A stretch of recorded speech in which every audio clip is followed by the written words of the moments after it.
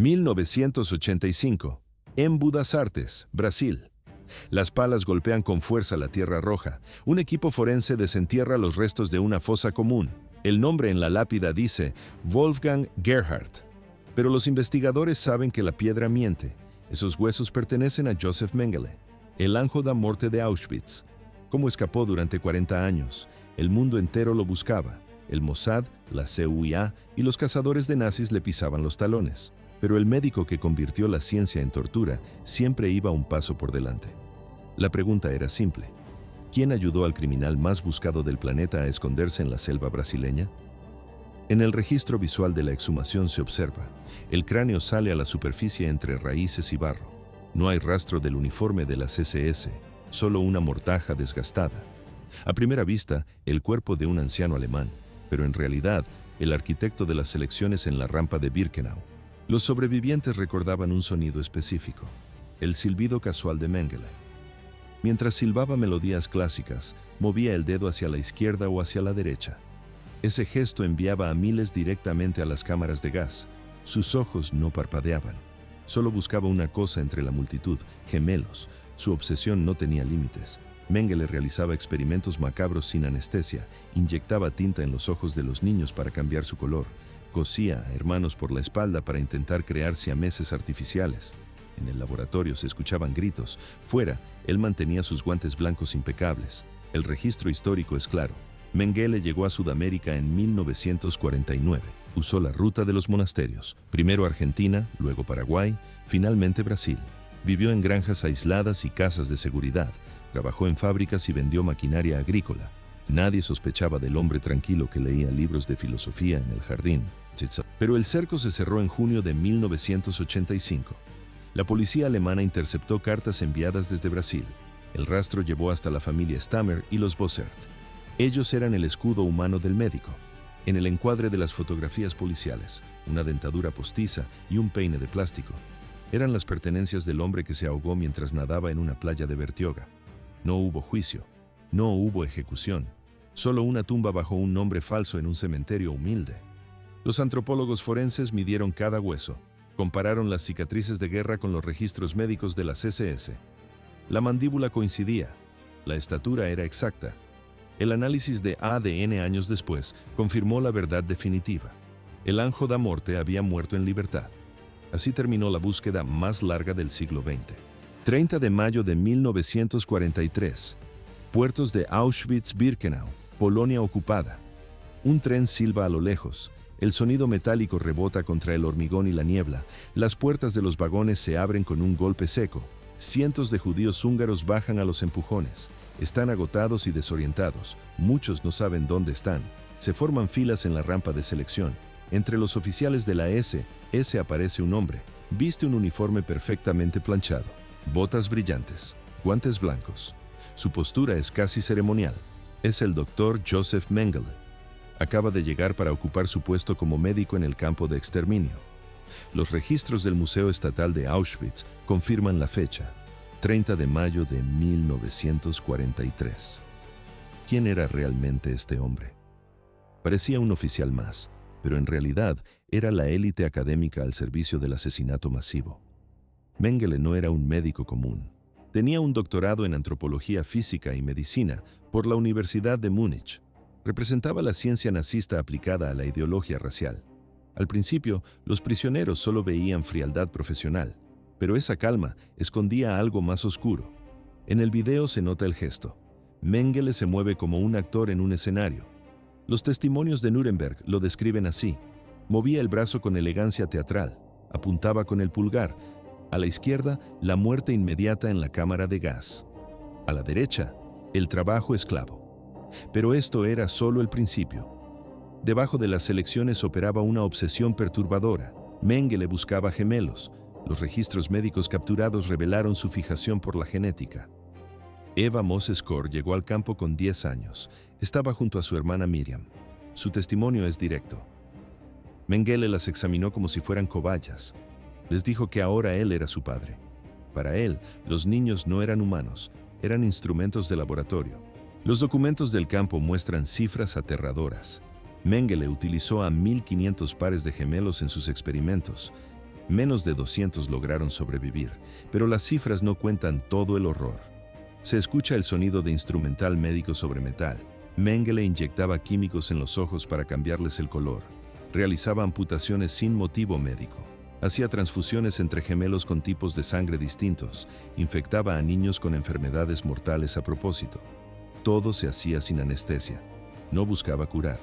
Buscaba probar teorías raciales falsas. El doctor Miklos Nisli lo vio todo. Era un médico judío obligado a trabajar para él.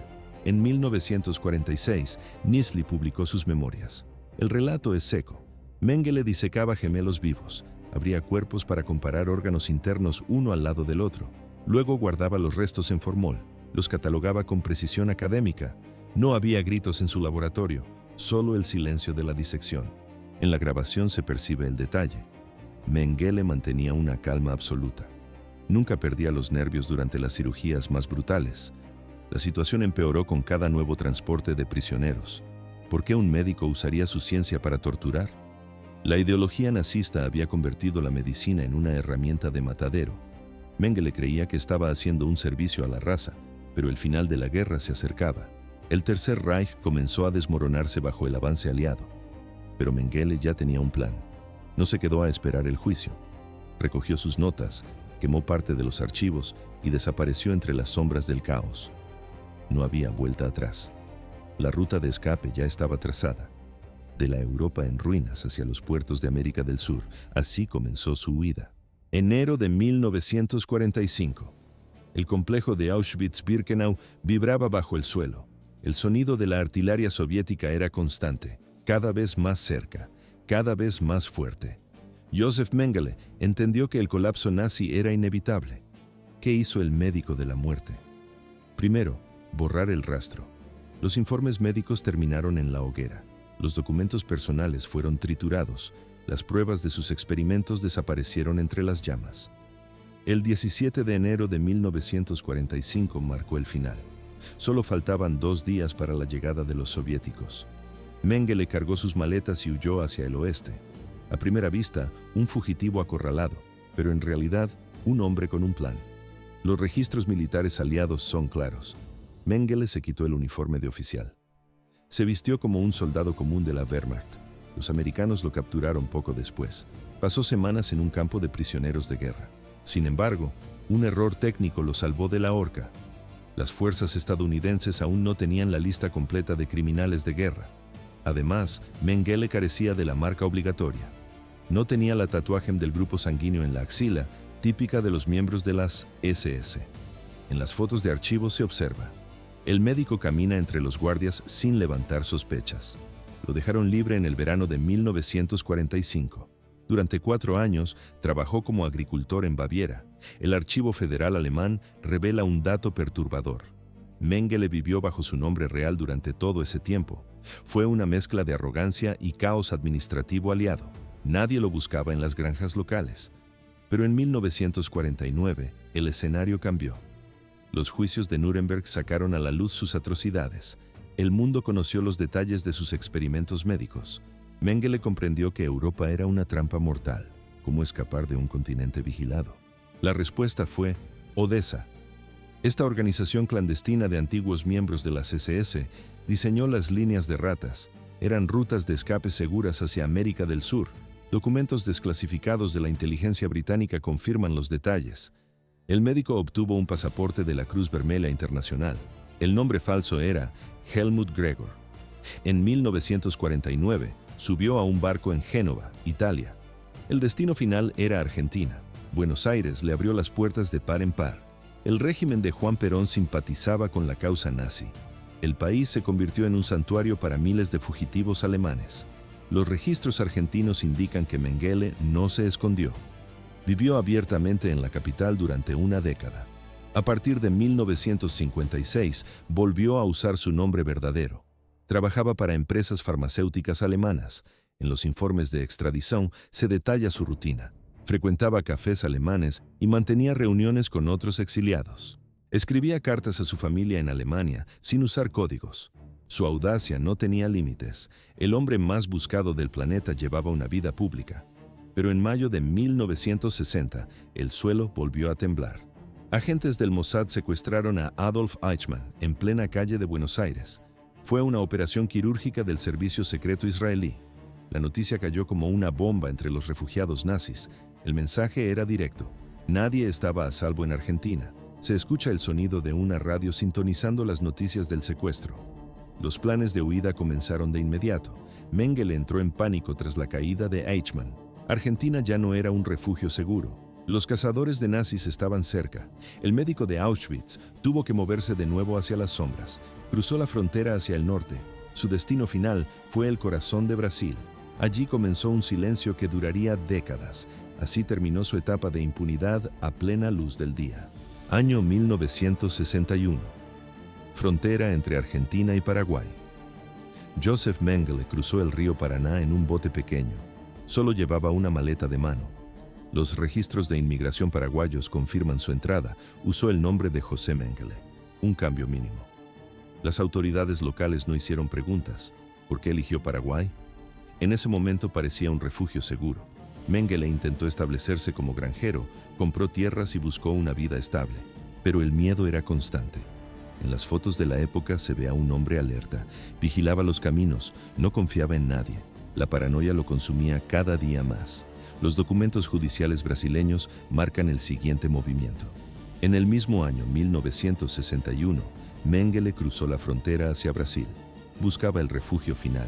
Se instaló en el interior del estado de Sao Paulo. No llegó solo. La comunidad alemana local le abrió las puertas. 2 familias lo acogieron, los Stammer y los Bossert. Pero necesitaba un protector oficial. Wolfgang Gerhard cumplió ese papel. Gerhard era un austríaco radicado en Brasil con simpatías nazis. Él fue la pieza clave. Los archivos de la Policía Federal, abiertos después de 1985, revelan el engaño. Mengele vivió casi 20 años en granjas remotas. Usaba la identidad de Gerhard. El verdadero Wolfgang había regresado a Austria y le entregó sus documentos al fugitivo. A primera vista, un anciano tranquilo, pero en realidad, el criminal más buscado del mundo.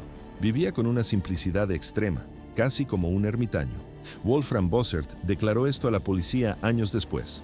Los Bossert lo conocieron en 1971. Lo ocultaron en su propia casa hasta el final. Sin embargo, la convivencia era difícil. Mengele tenía un temperamento explosivo. Sufría crisis de rabia repentinas. Caminaba por la propiedad con un rifle. La paranoia de ser descubierto por el Mossad era total. La policía brasileña incautó cartas personales tras su muerte. Los textos muestran la amargura del exilio. En 1977 escribió a su hijo Rolf. La carta decía: «He vivido más de media vida como un hombre casado. No tengo remordimientos. Hice lo que la ciencia y mi país exigían». Su hijo, Rolf Mengele, viajó en secreto a Brasil ese mismo año. En el encuadre de las fotos familiares se nota la tensión. Rolf esperaba una señal de culpa. Buscaba un arrepentimiento que nunca llegó.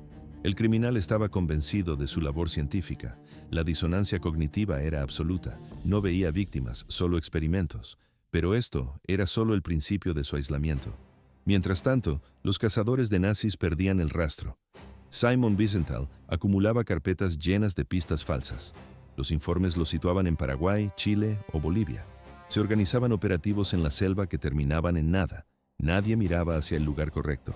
El objetivo estaba a menos de 100 kilómetros de la metrópoli de Sao Paulo. Vivía en la ciudad de Embu das Artes. ¿Por qué falló la búsqueda? El Brasil de la época cooperaba oficialmente en la captura, pero en la práctica, la burocracia protegía al fugitivo. Mengele se movía entre las sombras de las zonas rurales.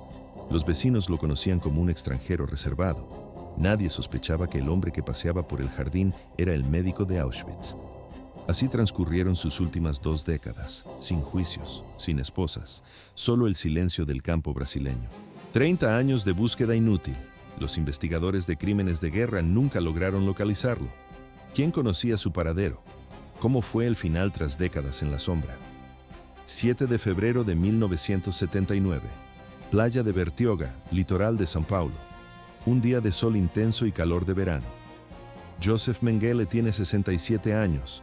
Camina por la arena junto a la familia Bossert. En el reporte policial de 1985 se detalla cada movimiento. Los testimonios reconstruyen el día del cierre. Según Wolfram y Liselotte Bossert, Mengele decidió entrar al agua solo. Wolfram declaró ante la policía que Mengele era un buen nadador, pero el mar estaba agitado. La corriente tiraba con fuerza hacia adentro. A las 16:30 ocurrió el colapso. Los médicos determinarían después la causa, un accidente vascular cerebral mientras nadaba.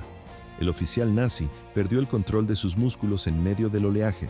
En la grabación de los hechos se describe la escena. Los Bossert arrastran un cuerpo pesado por la arena. El hombre no reacciona, no hay pulso.